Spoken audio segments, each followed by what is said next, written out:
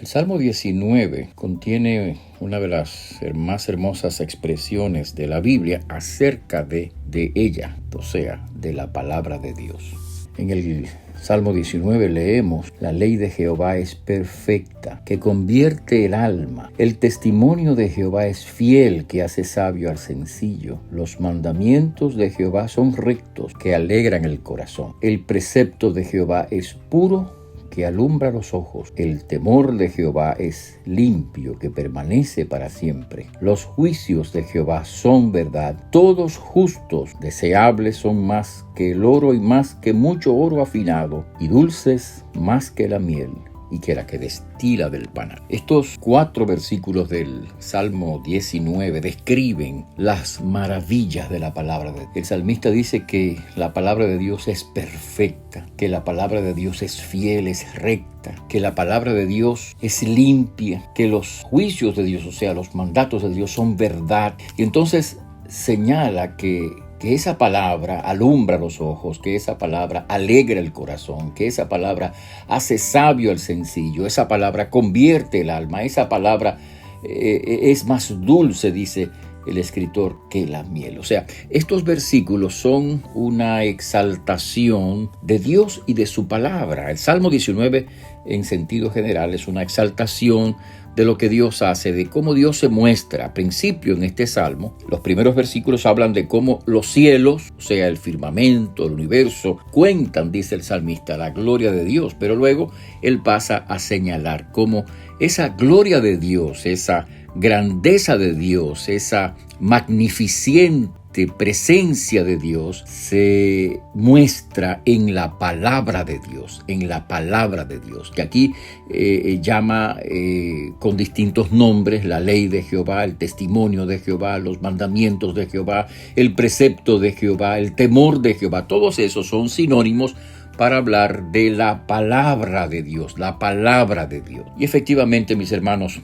esto es cierto. Todavía más, hay otro salmo, que es el Salmo 119, que también habla de lo mismo, solo que este salmo, el 119, es el salmo más largo, el capítulo de hecho más largo de la Biblia.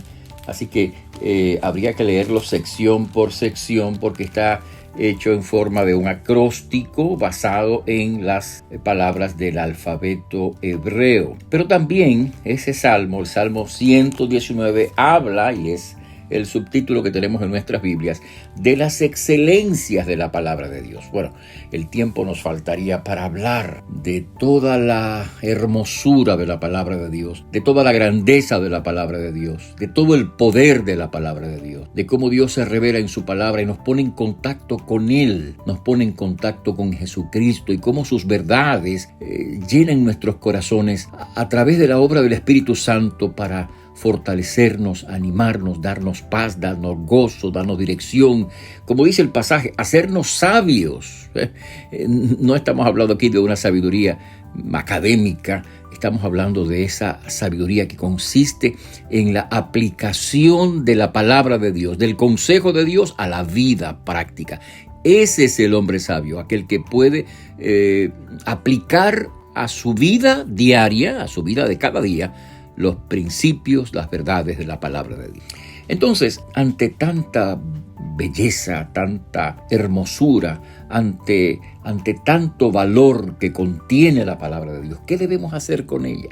Bueno, hay varias cosas que debemos hacer. En primer lugar, debemos escuchar la palabra de Dios cuando ésta es predicada por los hombres que Dios ha escogido para la proclamación del mensaje. Así que la primera sugerencia que tengo para ustedes es que vaya a una iglesia donde se predica la palabra de Dios y escuche la palabra de Dios predicada, proclamada, enseñada. Esa es una cosa importante que por cierto la Biblia nos manda a hacer.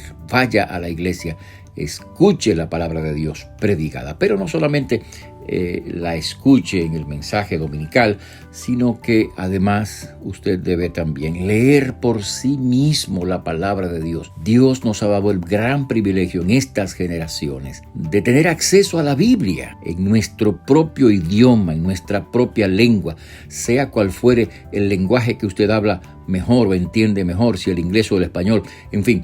Dios nos ha dado la bendición grande de tener la Biblia en nuestra lengua, en nuestro idioma, para que podamos entenderla.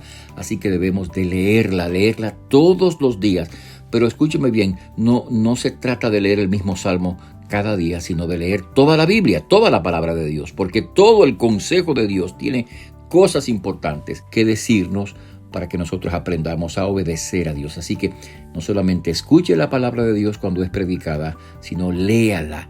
Y otra cosa que debemos hacer con la palabra de Dios es memorizarla. Una cosa bien importante es esa, es poner la palabra de Dios en nuestro corazón, en nuestra mente, y la mejor manera de hacerlo es escoger versículos de la Biblia, textos de la Biblia, suficientemente breves para nosotros, según nuestra situación o capacidad, como para memorizarlas, porque de esa manera cuando usted esté solo, cuando usted vaya para el camino, cuando usted esté en algún lado, de alguna manera pueda la palabra de Dios volver a su mente, a su corazón. En alguna situación que usted se encuentre, usted no tendrá una Biblia en la mano, pero si usted memoriza la palabra de Dios, esa palabra el Espíritu Santo la va a utilizar para traerla a su conciencia, y de esa manera usted podrá reflexionar en la palabra de Dios. Y esa es la otra: léala, memorícela, medítela, o sea, piense en ella, piense en la palabra de Dios. ¿Cómo